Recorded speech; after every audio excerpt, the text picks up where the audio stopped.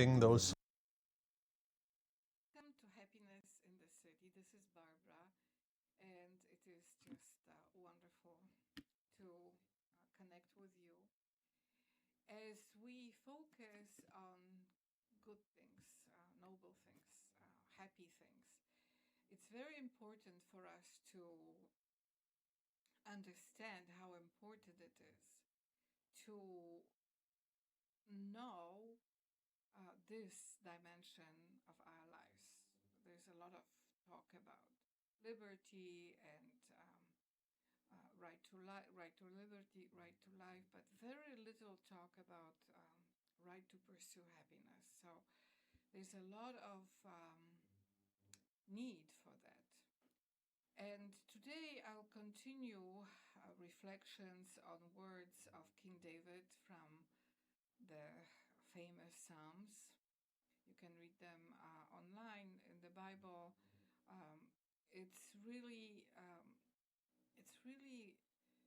an amazing heritage of political speech by King himself, who received that anointment and office from God himself, and then wrote amazing psalms.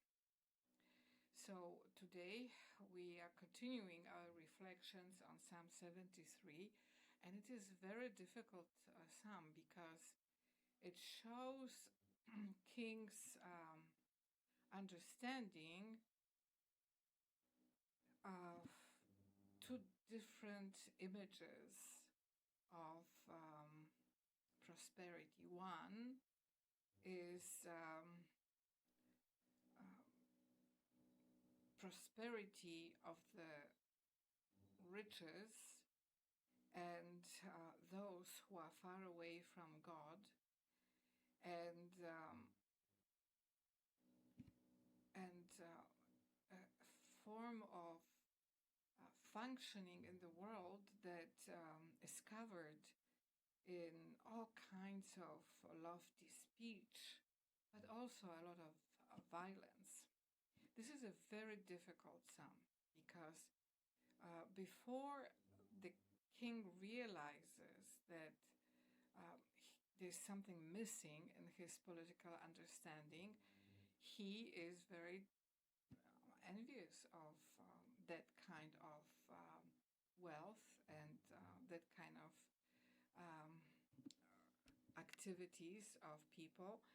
And then he honestly admits that he didn't know that there was anything limited in this until he went to God's sanctuary, and he received a completely different image of prosperity and wealth from God himself. So this shows that the nature of political power is complex, because here King himself, King David, was admiring of what was not considered right in God's eyes. And then he is unable to perceive this until he goes to God's sanctuary. So here we also see the importance of God's sanctuary as a place that allows to focus on messages from God himself. So it's a place, and it takes time to get to God's sanctuary and then to communicate. So then he realizes that he did not properly understand that kind of wealth and what happens to that wealth. So it is something that is very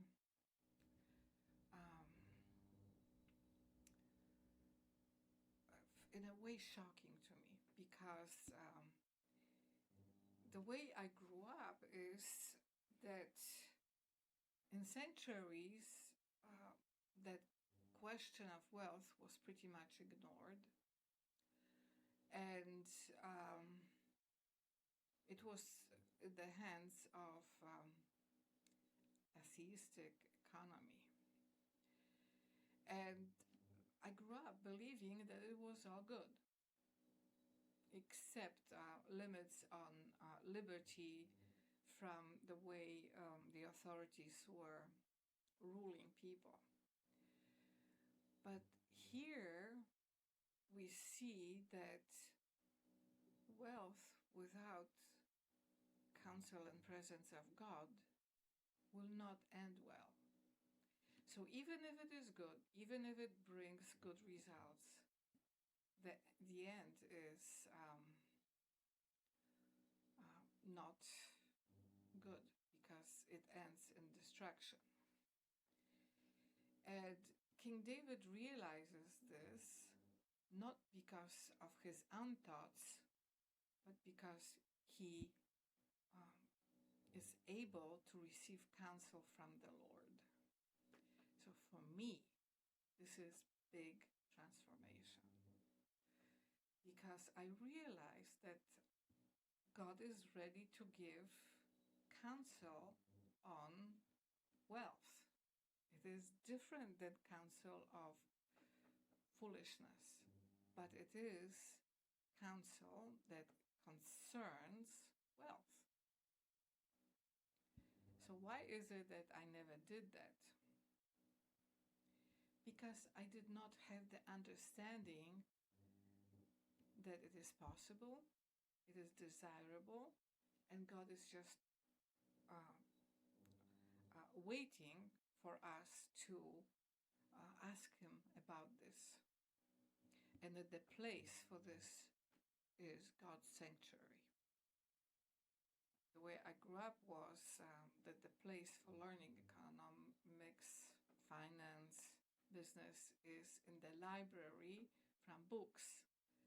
So this is a big shift in my understanding that first, that communication comes from God Himself. So I'm asking God for that wisdom now, better late than never, as I feel that the whole world is going into big crash.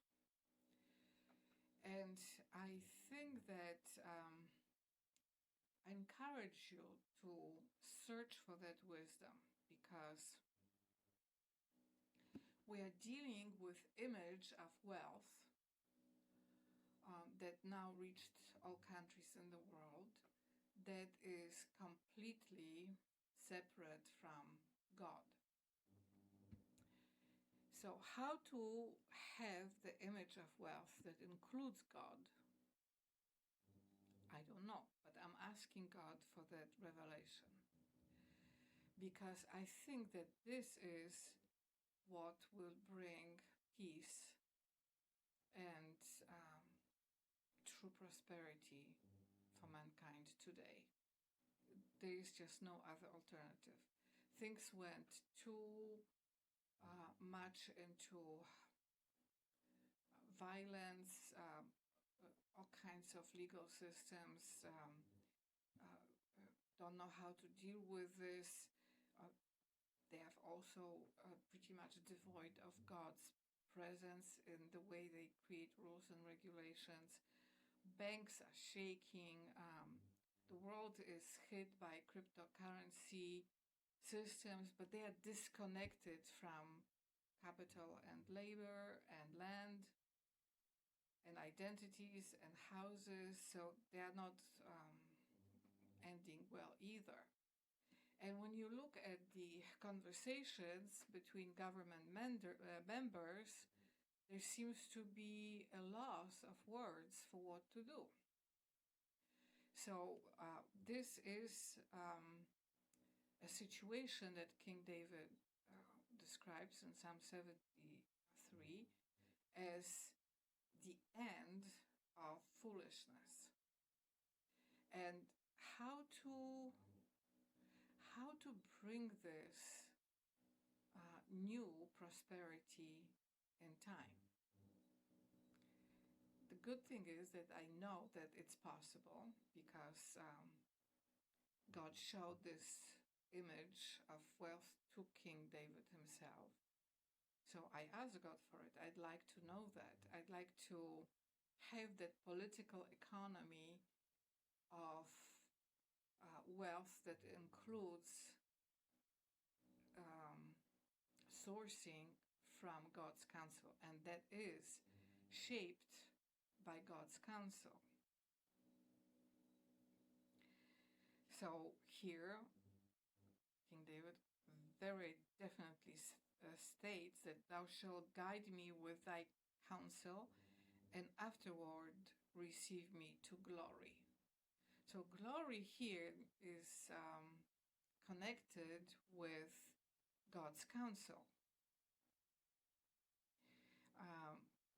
Then King David also says, whom have I in heaven but thee? And there is none upon earth that I desire beside thee. My flesh and my heart faileth, but God is the strength of my heart and my portion forever. For lo, they that are far from thee shall perish. Thou hast destroyed all them that go a-whoring from thee. But it is good for me to draw near to God. I have put my trust in the Lord God, that I may declare all thy works. So this psalm ends with this very commanding statement that the king will declare all God's works. So how can we know what God's works are if we don't have the image of God's presence in the world? So this is very complicated. And I think that many churches in the world understood this as creating images of God's presence in the world, God's works. They are not images of God in the sense of idolatry, of strange gods, but in the sense of images of God's works in the world. So this is something that is quite revealing to me, because I did not understand that aspect of significance of images of God's work.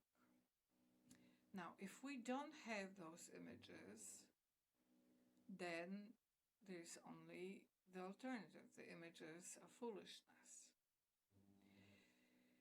Why is it that we don't have images of God's presence in economics, business, law, and politics? Why?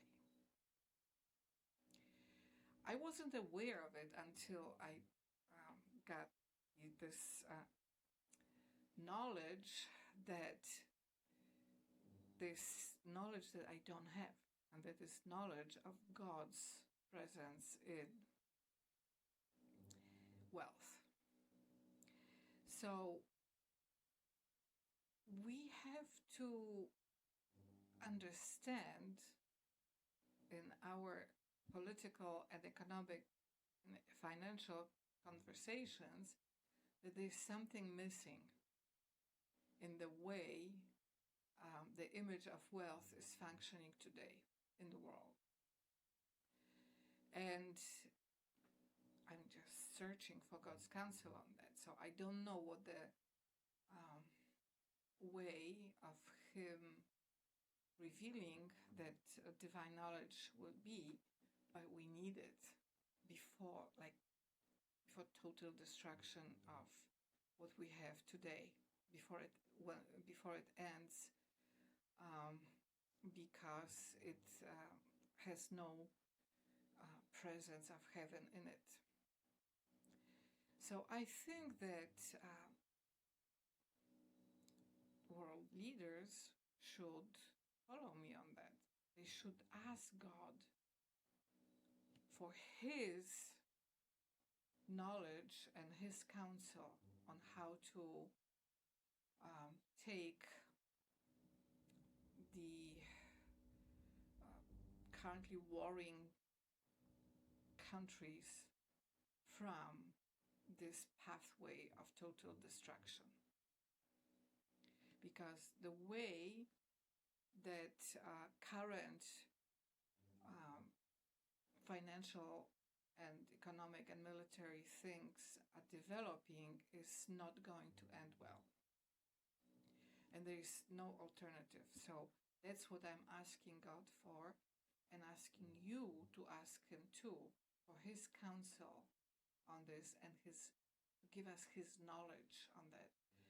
Why is it that I never was encouraged to do this until I realized that it is desirable, good, and possible? So I ask you to search for that knowledge too from Him. And I think that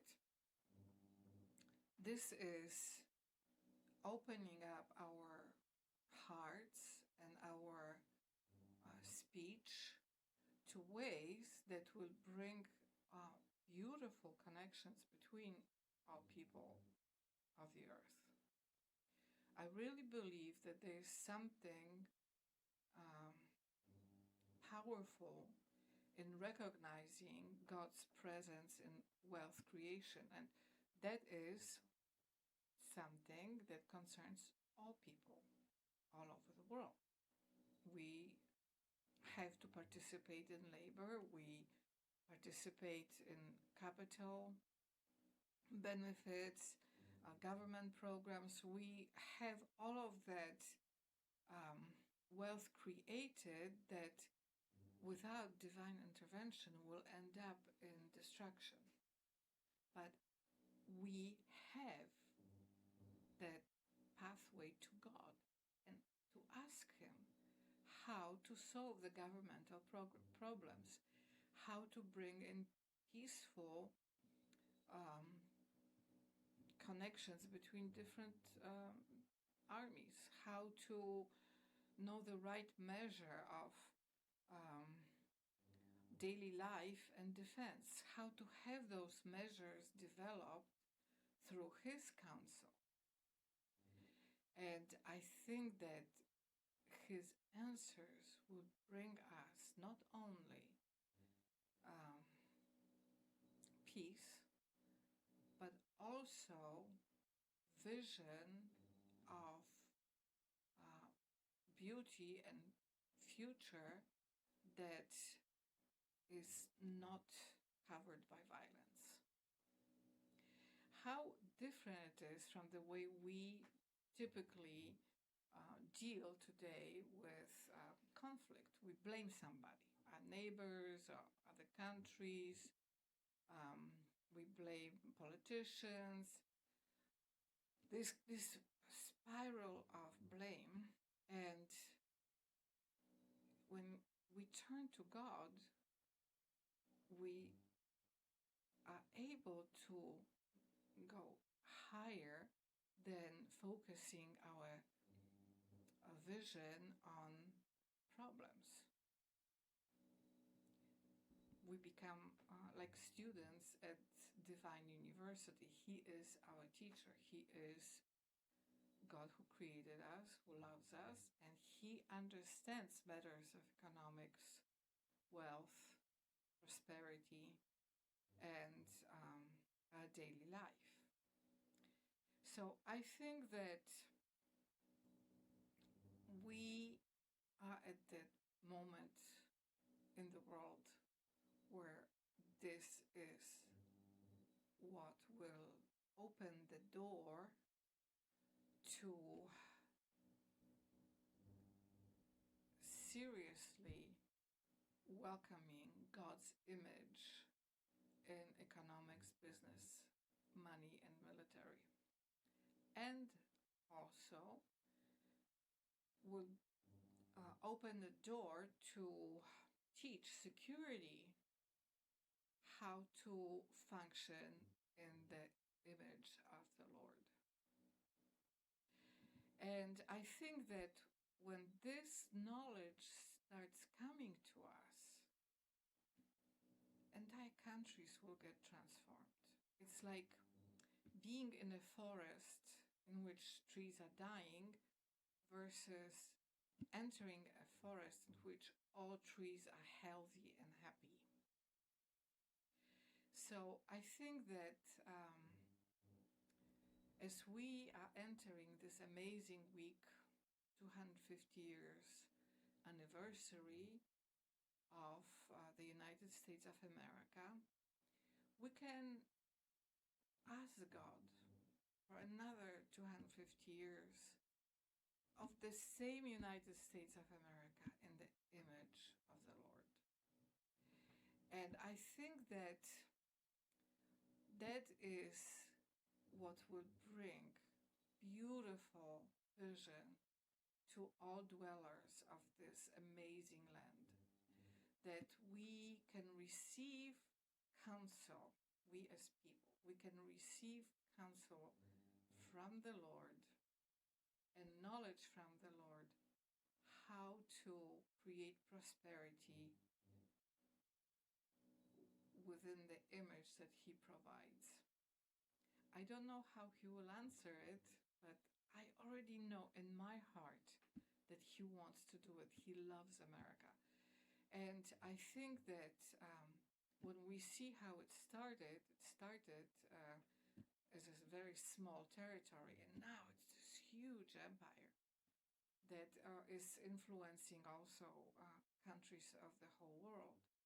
So it would be great to receive those miracles of divine presence of God in all structures of American administration, in all structures of American government, speech, and that we can enter the next 250 years with glorious certainty of divine majesty that shields our money, that shields our inhabitants of this land and guides them, and that has authority over everything in this beautiful land that is in the image created by God. So it is not the image of God, it's image of God's presence in the works of the earth, as here King David declares that then he can perceive God's works and declare all God's works as ownership of the Lord. So this is a time in which we ask God for the miracle of the presence of heaven on earth. We pray it in the famous prayer that Jesus Christ taught us: on earth as it is in heaven, give us this day our daily bread. As we so we understand that it is possible, but then the application of God's bread, wealth, to our current situation is something that we can receive through our leadership. And as we know here in Psalm 73, King David is receiving that knowledge and that blessing and that image from God to the entire country, to the people, through his counsel, who is his connection with God. So as we see, we need to be in contact with the Lord all matters connected with statehood, all matters connected with what traditionally is called kingdom purposes, and that this is what stabilizes everything that is within the authority of the Lord. And I know that the meaning and the shape of the authority of the Lord cannot happen without God Himself giving it to us. So let it begin with me.